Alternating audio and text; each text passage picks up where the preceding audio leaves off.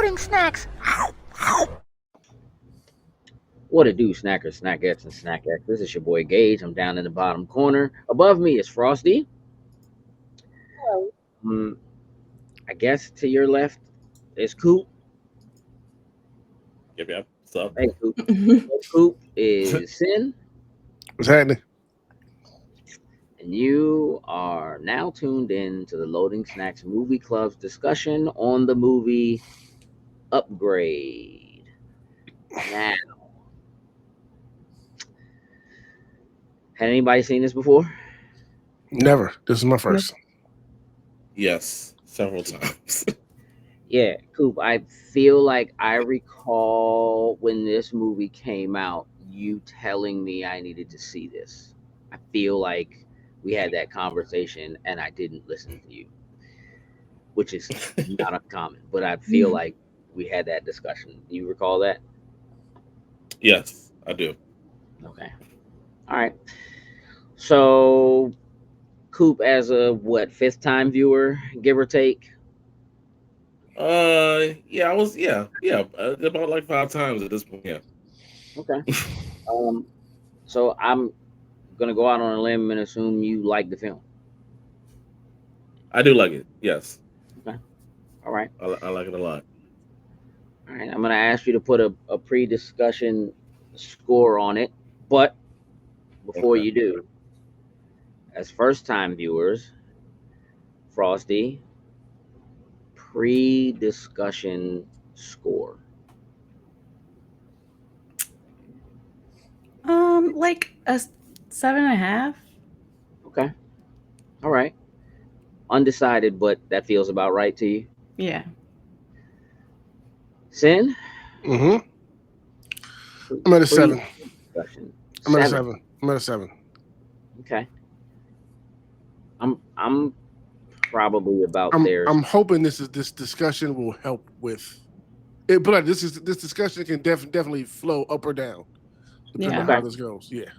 But I would like for you to finish that statement. You're hoping this discussion does what? Well, no.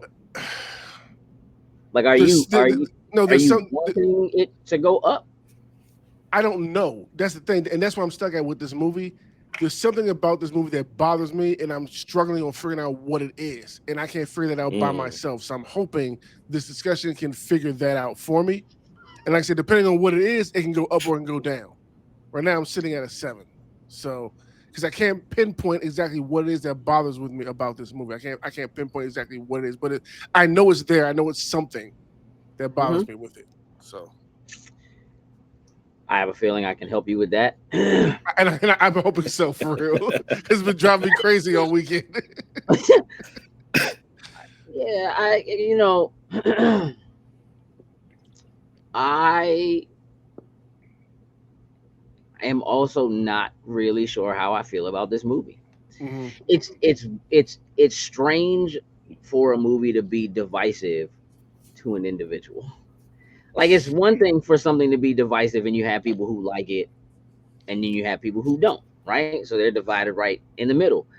But to be an individual viewer and be like, I don't know if I like this or not. Yeah. It's a really strange thing. And right now, there are elements of it that I think I like, and there are elements of it that I don't. And they might be even. Mm-hmm. like what I don't like about it and what I do like about it, it might be the exact same amount. Still, Okay. because I think of the way that we generally think of things when we put a score on something, like when we say, where do you score this out of 10? Even though I feel like I'm right up the middle, a 5 seems harsh. Is that, you know what I mean? Like, Yeah. it Yeah. like mentally, it would seem like, well, if you kind of don't like one half of it and you do like the other half of it, it's a 5. Like, it should be kind of right up the middle, and it's not. And I do think that we're gonna need to have some discussion around that. Frosty, are you kind of in the same place? Yes. Are you unable to kind of pinpoint some of what the difficulty is with it? Yeah, like I was watching it for the first half, like uninterrupted. And it got to a point where I was like, I could be doing something else. Mm-hmm. So like while I had the movie on, I was I was playing a game on my phone. So Mm. and like every Mm. once in a while something would happen on like in the movie that I would hear and I'd be like, oh, okay. And then I'd like turn my attention back to that. But it didn't have me in its like grip Yeah, for the entire thing. yeah, So I think that. Coop, you look like you want to go on defense. Well, So it's funny you like, say that. okay, tell me why It's funny that's you say funny. that. We've done a lot of movie clubs, and we've talked about a lot of movies just in the Mhm, past, you know. mhm. And there have been a lot of movies that I have near and dear to me, and Yeah. then you've explained it, and I'm like, well, damn. Now it's a five. Now it's I apologize. For ruining things you really enjoyed. Kind of. no, no. I don't. But I I am. Go ahead. Go ahead. No, sir. Oh, but no. I was just saying. I do enjoy this movie a lot, but I am very curious to hear, not like on the defensive side, but more of just curiosity of, you know, what Sin feels like it's missing, um, or what Frosty what didn't grasp her, attention to it, or even you Gage of like why is it a like or dislike, Um. Let me start by kind of getting into the plot, talking about kind of what the film is for those of you who are watching. So this movie was released in 2018. Um, it did actually have a theatrical release, though I think for most people in their heads, this is a Netflix movie. Like it did have like a resurgence on Netflix, and I think a lot of people have in their minds that this is like a Netflix original film. It's not, but it kind of comes off that way or feels that way. Um, this movie,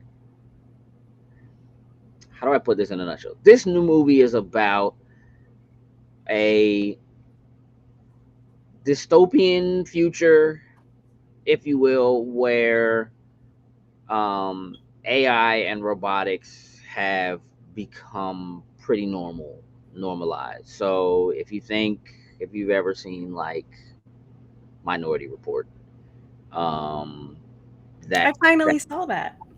did you? Oh, Yeah. well, Oh, Congrats. nice. have that discussion later. Ooh, um, it is a future where it's kind of and it's not super dissimilar from some of the things we have now. AI is very prevalent. People, self-driving vehicles. People, have a lot of home automation, that kind of stuff. And our main character, whose name is Gray, um, I don't want to say is completely opposed to that stuff, but is one of the people who is kind of in that lane of making things on your own, doing things with your own hands, Mhm. create driving for yourself. Those kinds of things are things that are important to him as an individual. And he has a wife who works in, for as much as we really know, an industry that is on the AI side of things and kind of is a little more into that life. And you don't get heavy into what their relationship really is. However, I'm gonna say in the short time that she's there, and we'll get into what happens, you probably guess, but I get the idea that part of why she likes him so much is because he's very hands-on and is very Yeah. much not. Very different from her. Yeah. Complete Yeah, opposite. Yeah. he is, for Mhm. all intents and purposes, he's an artist. Like he's kind of artsy fartsy, but he's a mechanic, right? Like we open with him working on a car, right? And like doing manual labor, things that in this place in time, people would just go to a shop and they would let robots do it. They would let AI fix it. It would kind of, be taking care of itself. Um, and to kind of shorten the long story, that is what the synopsis is. He and his wife are attacked. She's killed. He becomes a quadriplegic. He ends up with an implant that can control his body and that he can speak to, that is more or less an AI. And there is sort of a revenge plot here of finding out who murdered his wife and why, and in some manner taking revenge on those people. Yeah. That is your roundabout synopsis. We would all agree. Yeah. Kind of there. Yeah. All right. I'm going to start here with saying why I think some of this falls apart for us as viewers. And you guys tell me if this is kind of ticking some of those boxes for you. As I try to explain what the synopsis of this movie is,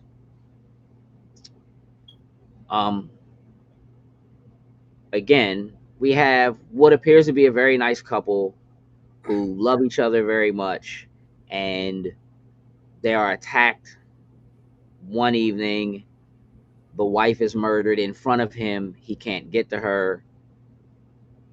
He is shot, quote unquote, becomes a quadriplegic. And I think that what you think you're going to get is the revenge story and the comeuppance for the people who did what they did to the wife. So you are wondering why, what happened, which is cool because that's what he's wondering. And so as a viewer, you are kind of following this trail with him of kind of trying to figure out what happened to her. But you are also, as a viewer, kind of wanting some version of revenge for him, Right. for her. You're not on that path, Frosty. Nope. Okay, you didn't care what happened No, to her. no. Oh, all right. I actually found it completely predictable and knew that it was the AI guy. Well, the here's AI the guy. I agree with you. From the very beginning, I also knew it was him, but there's a double plot twist here. Yeah. Absolutely. But you don't see that, but it's very that was very predictable in the way that it's related to him. Correct. Yeah. And I agree with you. I just think that even though you know it, you just kind of want to know how he's going to figure it out and how he's going to get revenge for it happening. And then again, I also am not positive on whether or not the fact that it's predictable, because it was very predictable, is also on purpose because there's a double plot twist.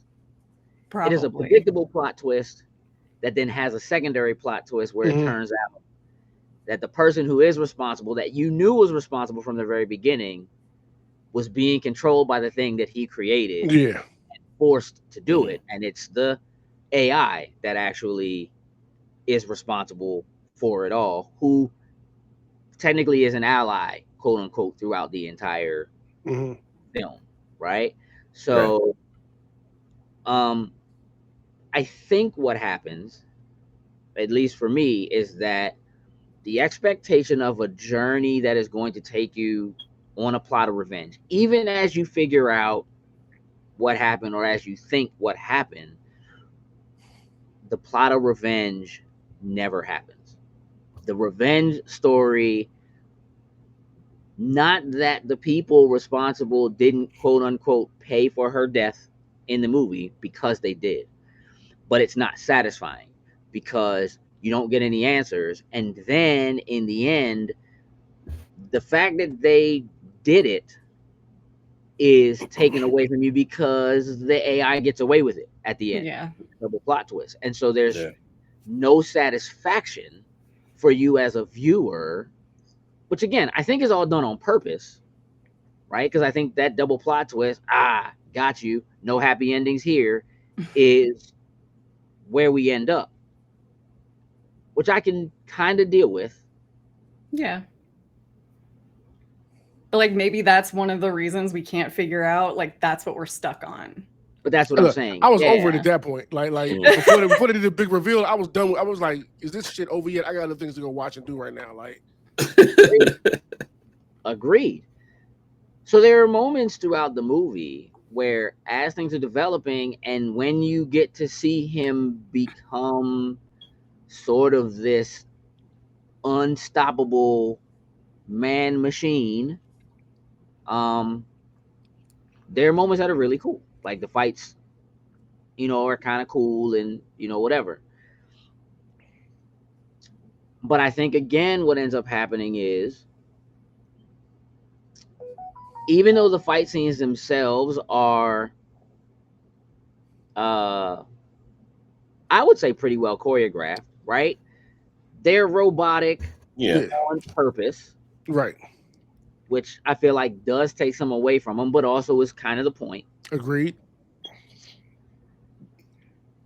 But I think again, we end up robbed of the satisfaction as the viewer. Like, we're put in Gray's shoes, kind of wanting him to get it to find a solution, to get a solution.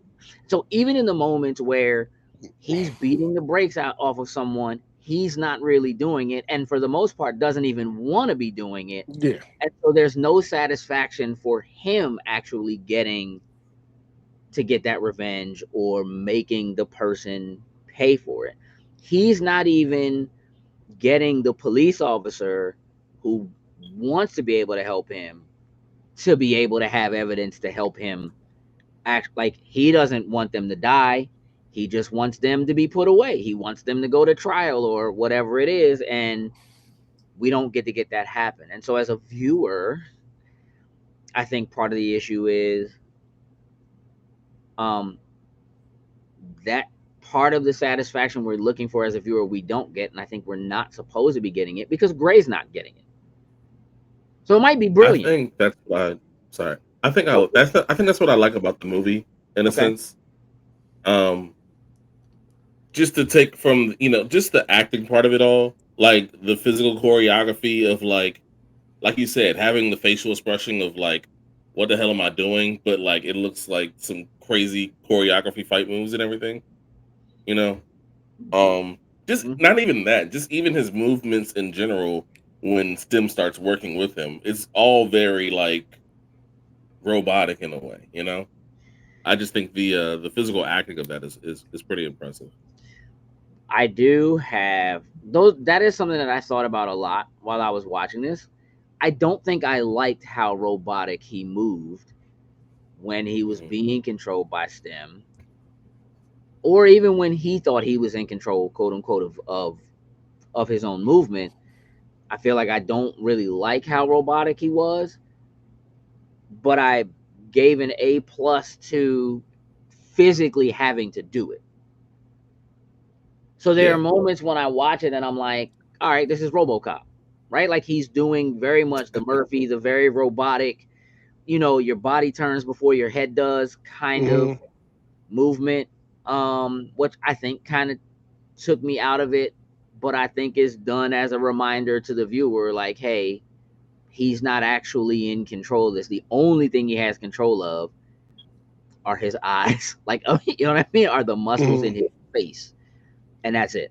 I think one thing actually that sent me initially was when he did start getting movement in his hands, and like he felt it and raised his arm, like yeah, that was pretty cheesy. Yeah. Like I was like, no thoughts of doing this a different way. Like, nope, the praise. The shaking of the hand to yeah. Yeah, I mean, they may have thought of doing it a different way. But that's the way they went. Yeah, it feels over the top, which is a lot to say in a movie about an AI being implanted in your head and taking control of your body, and almost everything is AI controlled. there are things that fall apart for me from and like AI. Like there are some pieces that make a lot of sense and that I think are really great when it's like uh, uh, the car chase scene, for example. It's like, well, she's in like she's not in an electric car. I can't do anything to help you. Okay, but then for STEM, the chip that's controlling him, to say you're gonna have to take the wheel and drive. Why? Yeah. That doesn't make any sense. You're telling me you're not Mhm. able to drive this vehicle better than he could because what? The fact that you're in a manual car and she's in a manual car, you still control his body. So Mhm. you should still be able to control the vehicle and have better twitch Yeah. reactions, movements, Yeah. moments than he should ever be able to do driving the vehicle. Right? Like you don't that didn't make any sense to me. And it's a car chase for the sake of there being a car chase. That I think is the issue that I have with this. What do we need in this movie? We need a car chase. Oh, got it. Let's put in a car chase. But why are we having a car chase? And how do we Because it's make a it make sense? revenge movie. Well, we'll do it with analog cars, which we obviously foreshadowed, right? The car he's working on is an analog vehicle that he Mhm. drives and takes to the guy who puts the implant in him. He has an analog vehicle that's an old school, beautiful, you know what I mean? Like, cool, right? That's his vehicle. You know it's there. That's what he would drive. She, as a police officer, comes to him saying, "Hey, I'm not really with all this robot stuff either. I'd kind of like a vehicle, like the one you made." And even though she's more or less doing quote unquote police work Right. in that moment, um, we're foreshadowing, right? She's gonna drive a vehicle that doesn't really deal with all that stuff, and he's gonna drive a vehicle that doesn't really do all that stuff. But at any moment, let's just imagine that pretty much every other car on the road is electric. So at any time you could have moved any car on the road and put it in front of Oh her. yeah. At any time you could have taken, you know what I mean? Like you didn't need to stop the car in front of him and have it drive backwards from like a mile out. Also, she should have died. She should have died in that Facts. impact. She should Facts. have died. She should have died. Like it should have been over. And I thought she was gonna be dead. And I was kind of like, oh snap, he's gonna kill her. And then when she got out of the car, I was like, oh well, I'm out. I was like, bullshit. That was No. it for me. Like I was kind of already out, to be honest. Mhm. But at that moment, I was like, yeah, we're just trying to finish the movie now. And I felt that way about watching it, and I felt like they felt that way about filming it. I paused it at one point with it was like 50 some odd minutes in, Mhm. and I saw that there was only 30 minutes left. And I was like, how? It definitely feels rushed. Like we had this huge like this build up, and that you have 30 minutes to resolve this. Like, Figure it all out. okay. Yeah. Um.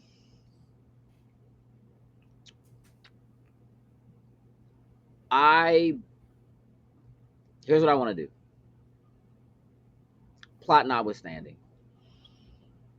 we could all go around and give some individual scores to the plot, and we probably will. But what I want to do is I want to talk about the cinematography. I think that might have been one of the things that kept me Mhm. in the film. I feel like I love the way this movie is shot. I love the way that characters are framed. I love the way the the combination of the analog and digital world. I just feel like is really, really well done.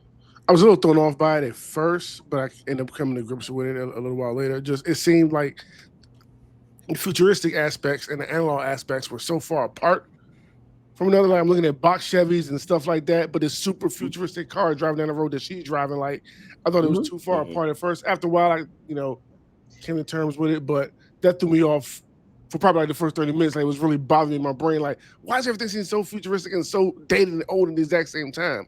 I don't feel like they should be this far apart, but supposed to be so close together at the same time. You know what, I agree with that, and then I think, well, that's kind of how things really are right now. Yeah, that's what made me finally Like like, yeah. it At some feels like point, there are these advancements that are happening that some people are going to have access to and or do have access to, and then there are ones that don't. And there have always, as a person who just loves tech and gadgets and things, I've always kind of lived on this fine line between things that are coming and feeling like the future is here, whereas other people around me don't even know that that's a thing that can be done, right? And just because I'm wearing them, my glasses is one of those things, right? That like I have cameras and video and AI, and I could literally just ask my glasses, tell me about this movie, right? And it can just do it, right? Like they can translate in real time. So like at the same time, my car is like 10 years old and I love it, right? And I, you know what I mean? And it has like, it's got Bluetooth, which feels like it's normal, but it's not the newest version of Bluetooth, right? And it, so like that part actually kind of felt. Then there were times where it throw me off, like you see like what the city looks like and it's flying cars and all this type of stuff. It looks super futuristic, but then they get grounded like it's an old ass house right there, like I said, with a Lincoln in front of it, so it didn't look so dated. Like stuff like that was throwing me off when in the beginnings of it, I would say. Here's what I think I kind of like about that. I feel like whenever we get movies or something that kind of sits in this realm, you're either at one extreme or the other, right? It's always super. It's like if it's cyberpunk, it's cyberpunk. It's neon lights and flying, and everything is always so futuristic. It's Tron. It's, you know, whatever. And all of the other things that you're talking about still exist. They just exist all the way down at the bottom. Yeah. You know what I mean? Like in the dirt, you know what I mean? Like down on the ground where we used to be is where they still use metal trash cans. You know what I'm saying? Or whatever with lids on them and have trash bags and stuff, right? And then everything else that's above or whatever, the things you can see are all pretty and beautiful and bright and whatever. And I like the idea that this is maybe on that line before we get there. Like this movie feels like the way it ends, the kind of futuristic thing you're used to seeing in movies is where we're about to go, because STEM is now in control in a way that shouldn't be. And this is kind of like, as we're getting to that, it is that the fear mongering that literally exists right now about AI and what it can do, and you know how it's leaking into our art, and it's leaking into like, and like kids aren't even really writing papers in college anymore. They're just letting the computer do it, and like all of those things that are like, yeah, you don't really need, and jobs, you know, going away and all that kind of stuff that is like literally happening now, that are all things that movies and writers and people have said decades ago, right, are all like really starting to happen. You kind of live in that world, and most of the time when somebody writes that kind of a story or we see it, you're not in the middle of it. It doesn't feel kind of like you're living in a place where, you know what, I could see it. Like I could see it. It almost feels like we're like, it's like we have the stuff, the futuristic stuff, but you know, there's still like a lot of coming soon signs in the movie of like, you know, we're almost there, you know, just hold on a little bit. But we do got this, you know what I'm saying? But yeah. You know, again, there's a bit at the end of the movie where STEM says that the reason why it chose Gray was because it needed a human that didn't have like any cybernetic implants, nothing for it to, you know, to have to compete against, or, you know, whatever.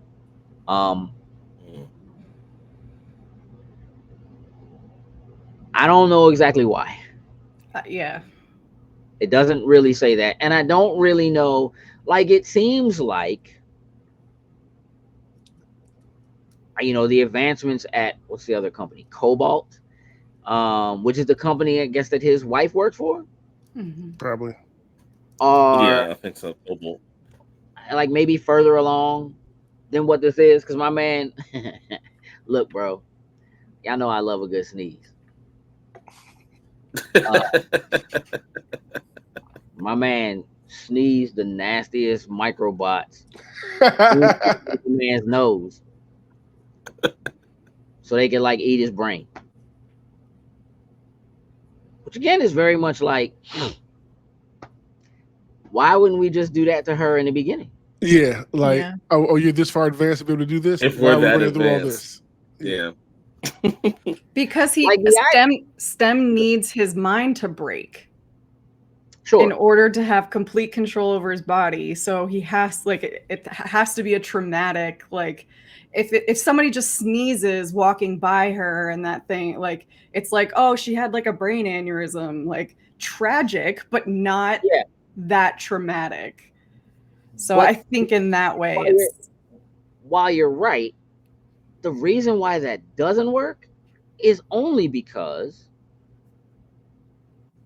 they told him she was never the target. We weren't even told to kill her or do anything to her. She was just extra. They just did it because they could, and they got, I guess, paid extra for it, which maybe was a thing because she happened to be in the house that day and was like, oh yeah, we're doing stuff similar to what you're doing in here, whatever, and now she's a competitor. You know what I mean? In some mind, and so it was like, well, she's not the target, you're the target, which is why we bought the car from you and why we, you know what I mean, and had you come and do it. And she wasn't even supposed to go with him that day. If you remember, like in the beginning of the movie, it's part of what the tragedy is supposed to be, which I don't think they ever really sell. They don't, yeah. It would have been great if, like, in his mind, he went back to her being like, nah, I need to stay home and work, and him being like, no, I should let her. You're coming with me. You gotta go, and you gotta drive me back because I'm not riding in that stupid vehicle or whatever. Which again, here's the thing. Also, where the story falls apart, because she wasn't supposed to go. He's supposed to go and deliver it, and the way that they get him is that STEM or something, the machine takes over the car that she has, that they're riding in. But they wouldn't have known that that car would be there unless he was going to, the plan would have been for him to drive the car, because the car was following him by itself. She was riding in his car with him, and the car was just following them. So his only way of getting back home would have been to ride in that vehicle by himself. She was never supposed to be a part of the plan. So maybe there was a piece of it that was like, maybe he'll just accept it because he can't walk or move or do anything for himself otherwise, and I'll get control of his brain or whatever. But slowly over time, and it happens so quick towards the end of the movie where he starts to see his wife, like in his head, and you're like, oh,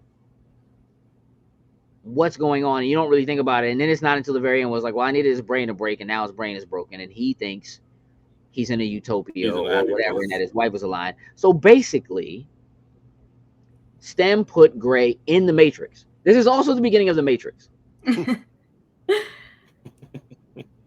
I'm just saying.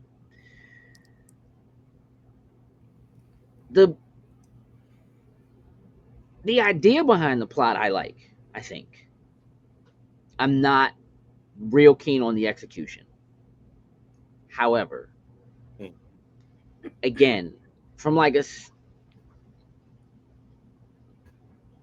standpoint of the cinematography and the way that it's shot, the way that the fight scenes are shot, the way they choose to keep like a solid steady cam on them, and you really just see hand movements, just choreographed hand movements at, like a high rate, I think is kind of cool. There is a moment, and maybe I missed it.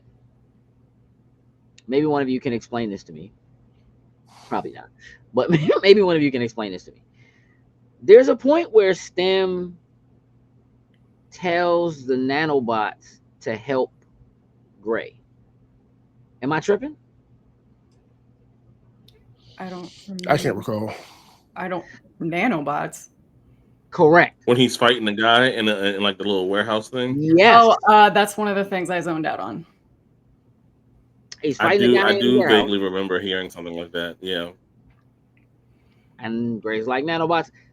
And maybe something got cut or whatever. I'm assuming in some manner that STEM was controlling those nanobots that were in the sneeze or whatever. Yeah. Okay. So yeah. Okay. Now I know exactly what you're talking about now, because it looked like he was about to sneeze on him again, Correct. and then like he said something to stop the sneeze or where Maybe. they're about to Well, he stop. said. Well, he said I could just. He said I don't have to shoot you or do anything. I could kill you with just like a breath or a sneeze or something like that. And Mhm. whatever. They start fighting. And Stem says to Gray, I've exhausted everything. It's like he can predict my moves before I do them. We can't beat him. And then says to Gray, do something. And then Gray starts to talk trash about his brother being the one that he killed. Mhm. Which again, in that moment seems like, all right, Stem does need like the human side of Gray for some reason. There is a need for a version of a symbiotic relationship here. And so the way that it ends doesn't really fit what just happened like 15 minutes earlier to me. If that, you know what I'm saying? Like that just kind of doesn't quite. Sin, Yeah. you and I have a shared history, knowledge, and love for fight scenes. Mhm. Let's say. Yeah. How do you rate the fight scenes in this film?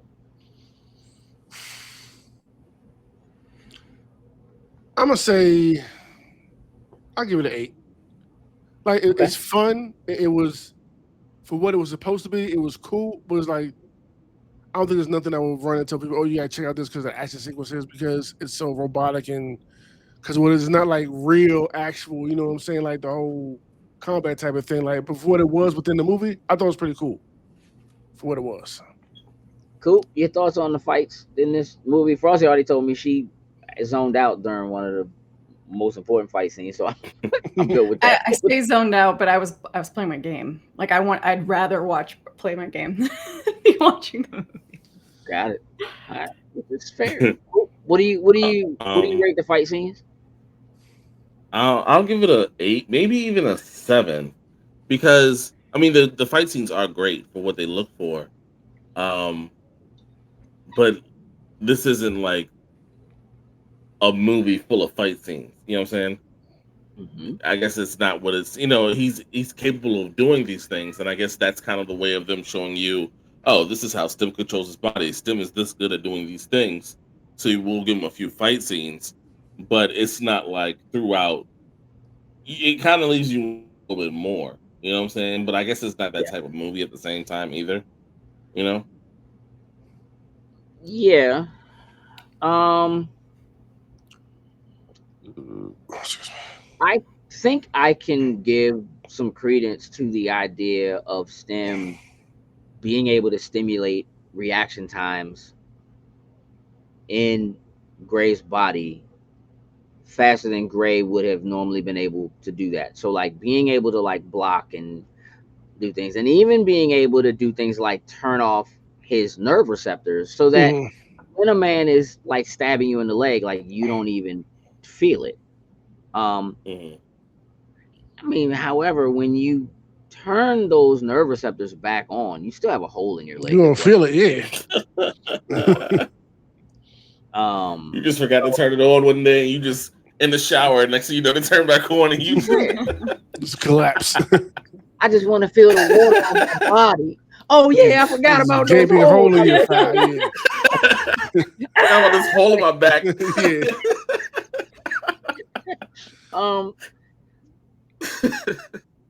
Yeah. Again, the idea of them being kind of robotic and like the way he moved was, I feel like, a little weird. Like for Stem's idea to like want to be human, but to do, I guess, more or less superhuman things doesn't really make sense to me.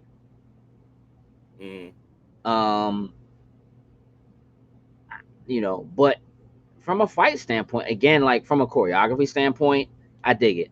From the way that they're shot, I dig it. I liked it. I'd probably rate the fights in it at an 8. There are things about them I don't like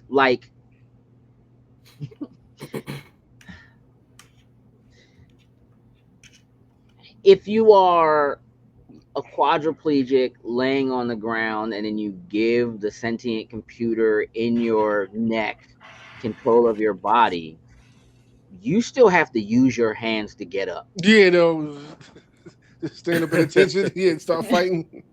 Like, Hey, dog. like that doesn't work like that, my guy. That's not how the body works. That's just not how bones operate. Yeah.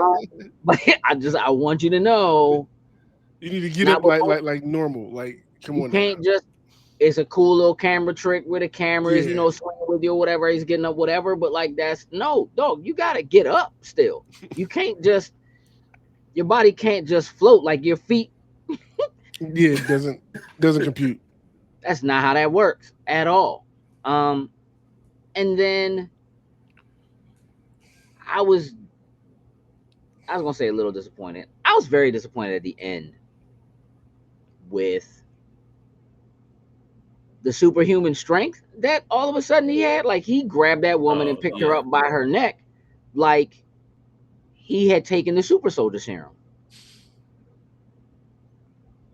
Even if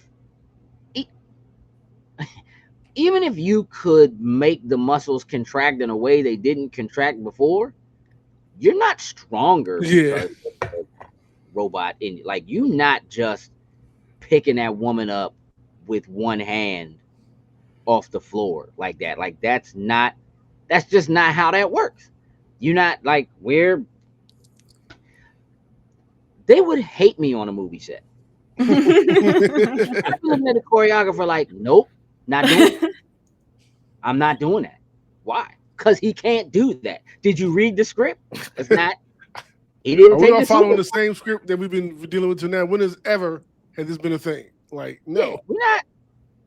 What? No. With strength, I could have got out of some of the situations till now. Yes. Turn off the pain receptors. You know what I'm saying? Like, there are some things I can get with. No, dog. You're not one-handing this woman. She ain't that small, dog. And you're not one-handing, like, you're not lifting her up by her neck and like slamming her on the table like that. Like, that's not happening. Like, it's just not. I'm not with it. So the rest of the fight scenes I could kind of get with, although even that first fight scene in the house, which again, it's a little jarring. It's kind of cool because you don't really know that it's coming. You don't really know exactly what to expect. You kind of know that Stem is going to do something for him to save him.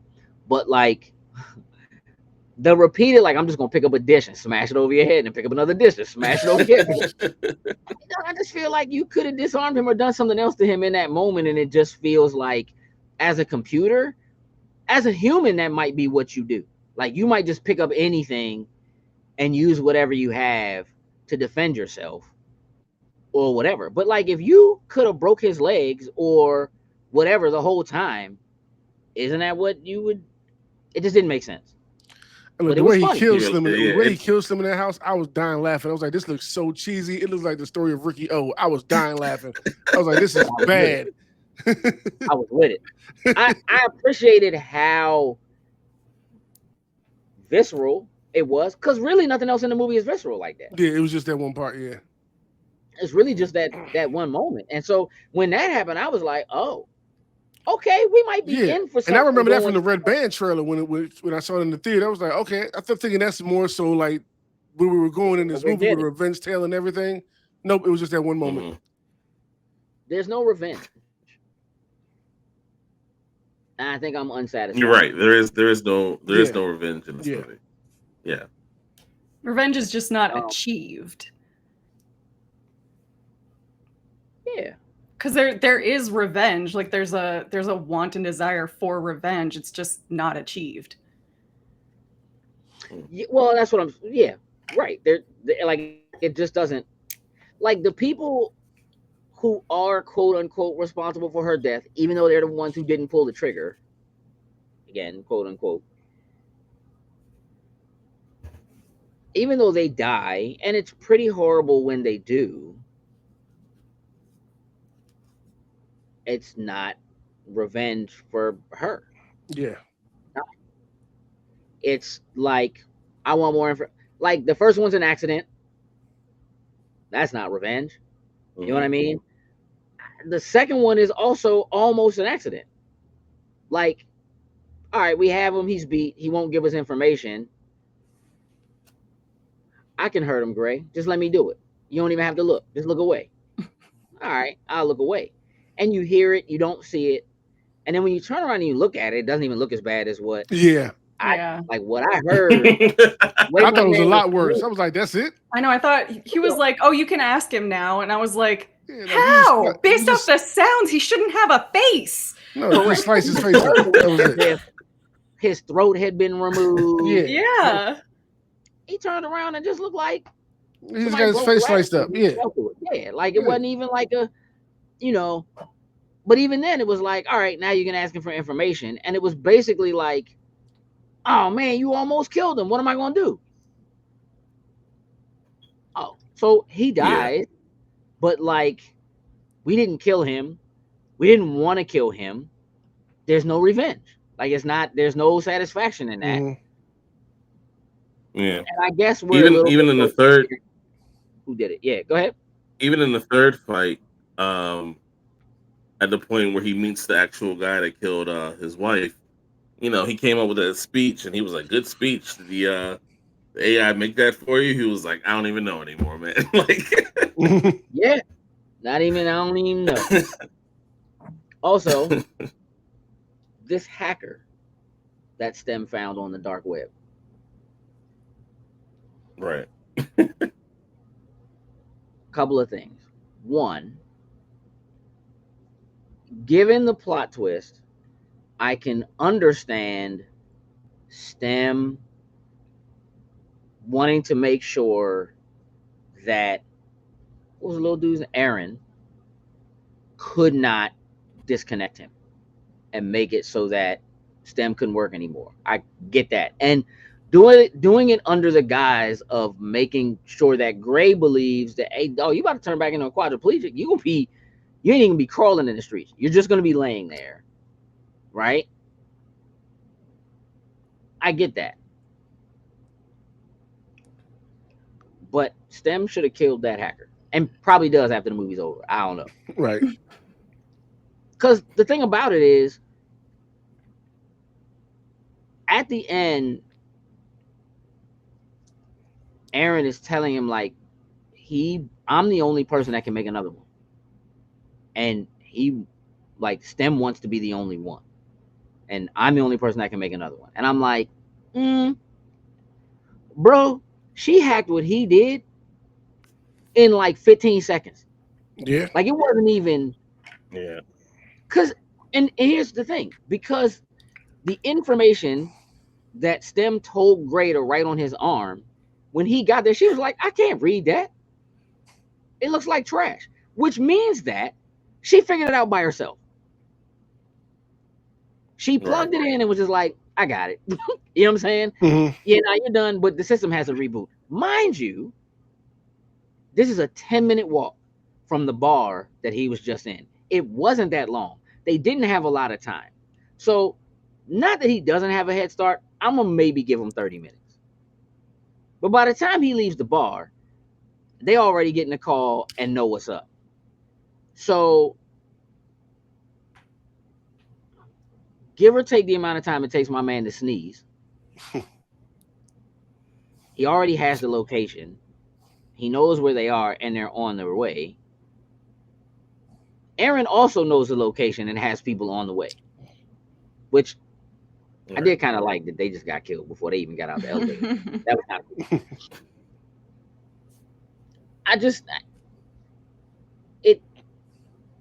she's a problem.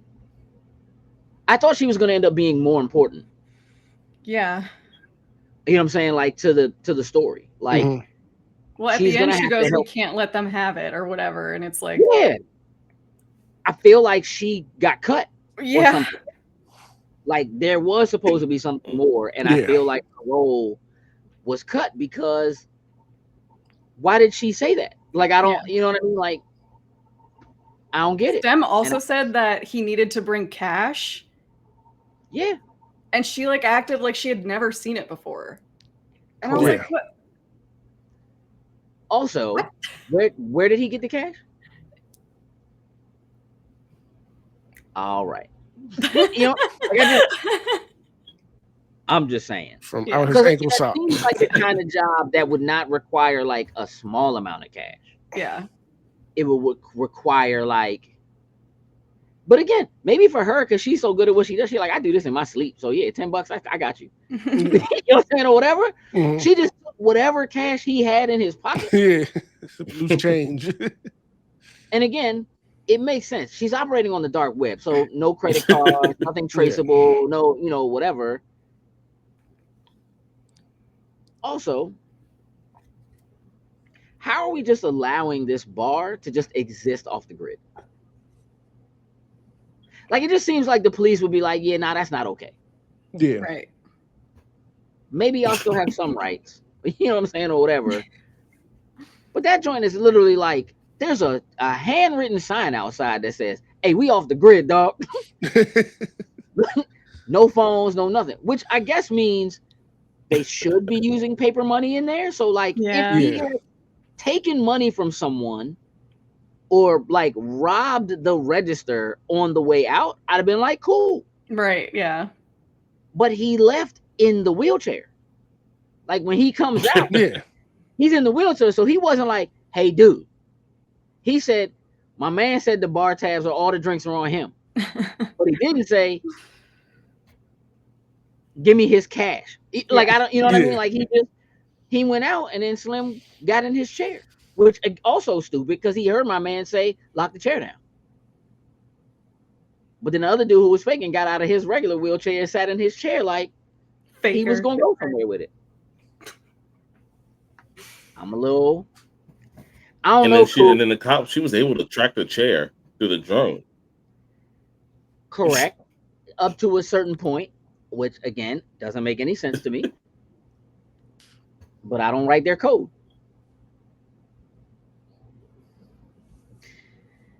Hey, Coop. I don't know, bro. I don't know. Yeah. Like the more I think about it, and the more I talk about it. Oh yeah. The more I'm starting to feel like, hey, Frosty, send me a link to whatever that game was you was playing, cause you wouldn't like this game. Up. I don't know. Coop. 30 seconds to defend this movie's honor. Yeah.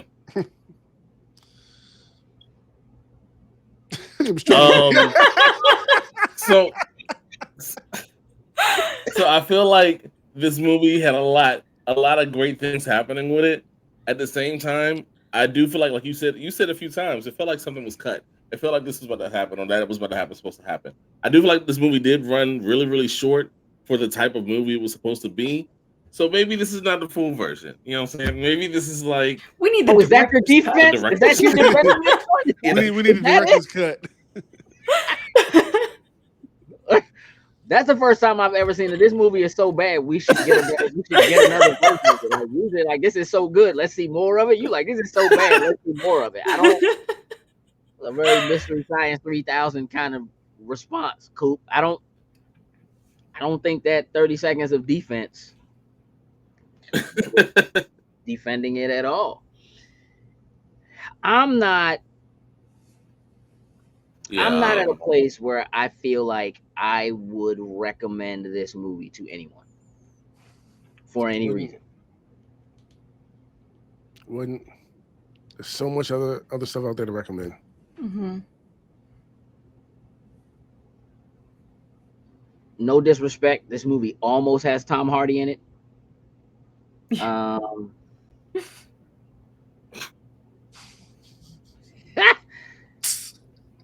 that might be. You said almost. That's tough. The, And you know, on top of that too, am I, it is No, low key no, like no. it It's is spot low on. key Wait, like that's why I Venom. find it so You know, funny. it is kind of like Venom. In a way, there is a sentient it is being that kind of like has Venom. Yeah. a version of control. I don't know if I can. I don't know, dog. The more I think about it, the less I like it, Oh yeah. and I don't think I want to think about it anymore. Maybe that keeps it from getting an even lower score. I don't think that the actor, this guy's name is Logan Marshall-Green. Like, I don't think he's bad in it. I know he also has just been cast in The Odyssey. Okay. Yeah. I don't think he's bad. I don't think any of the acting is bad in this. I think the acting is good, Yeah. right? Like I would say that the acting, again, you work with what you got. I think the acting is pretty spot on.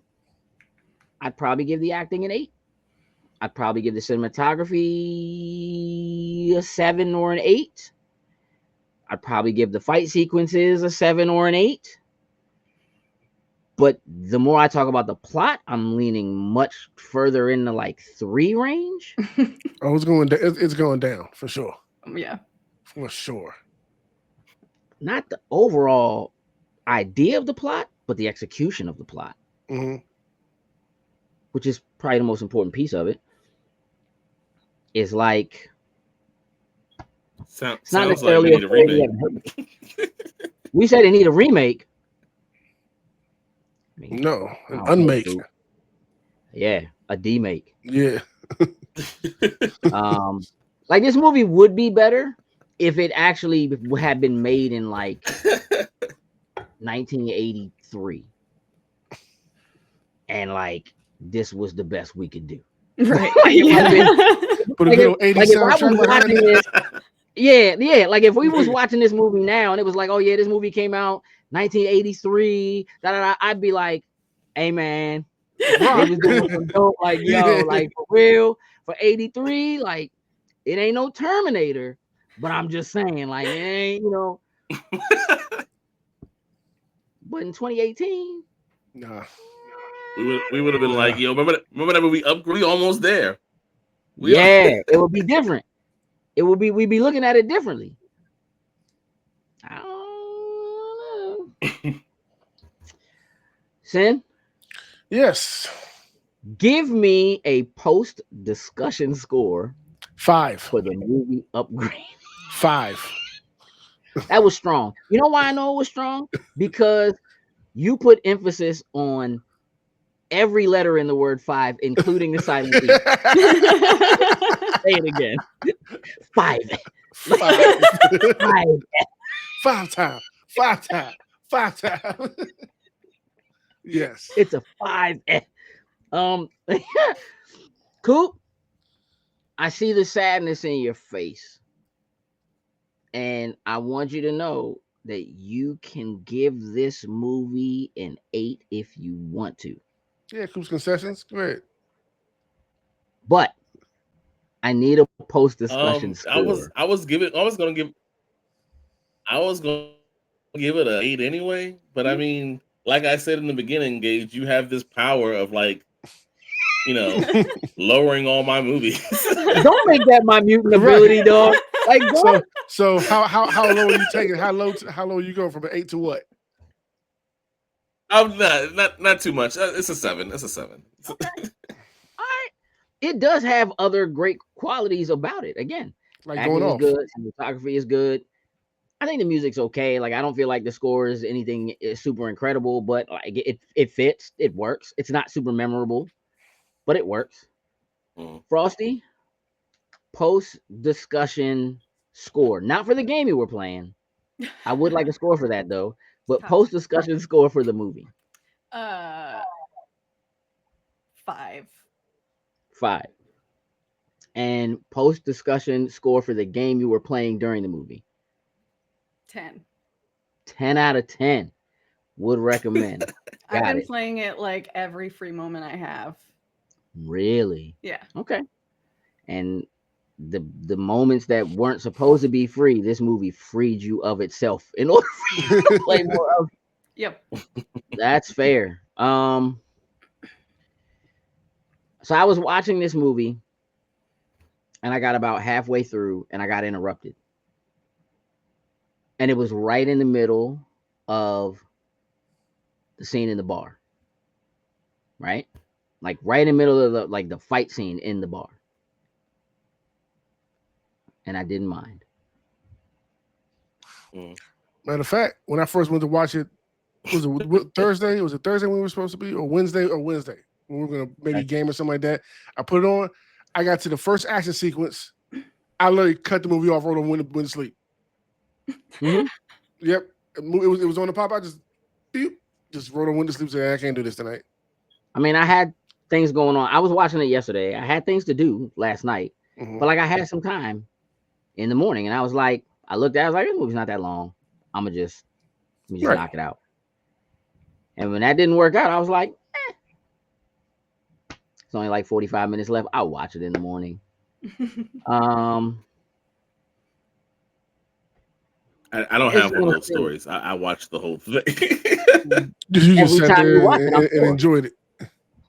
Hey, listen, had your bowl of cereal. For me to take your joy away from you. It is okay for you to enjoy a movie that is a 4, because that's, I think, where I'm at right now. Is a 4. Because it's,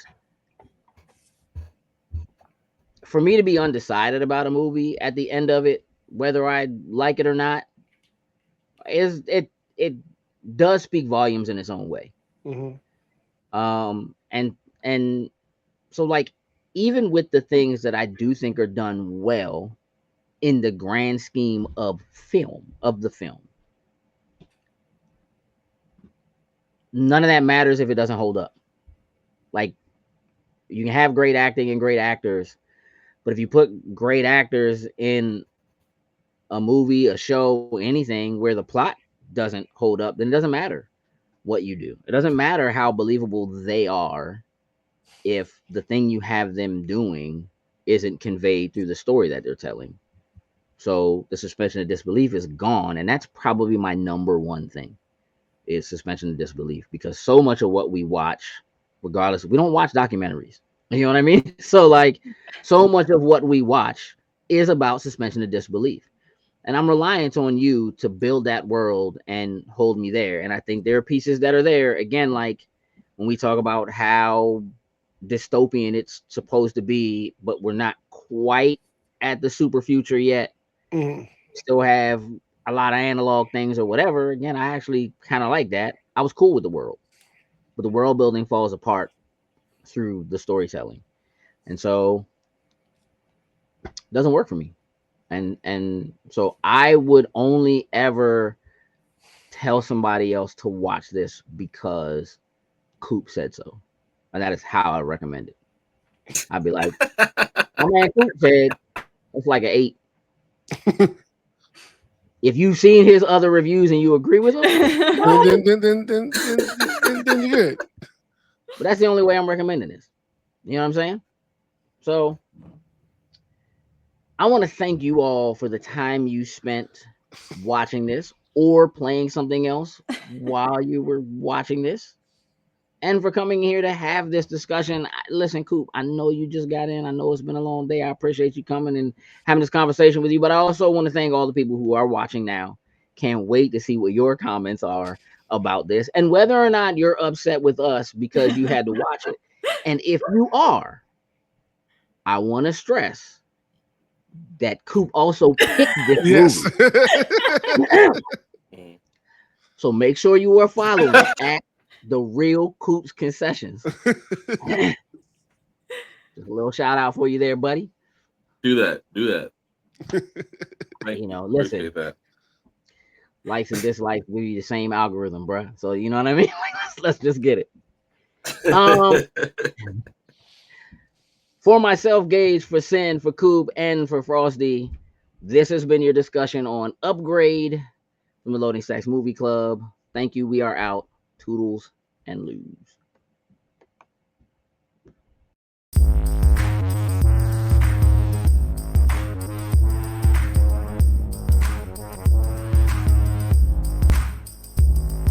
Loading Snacks.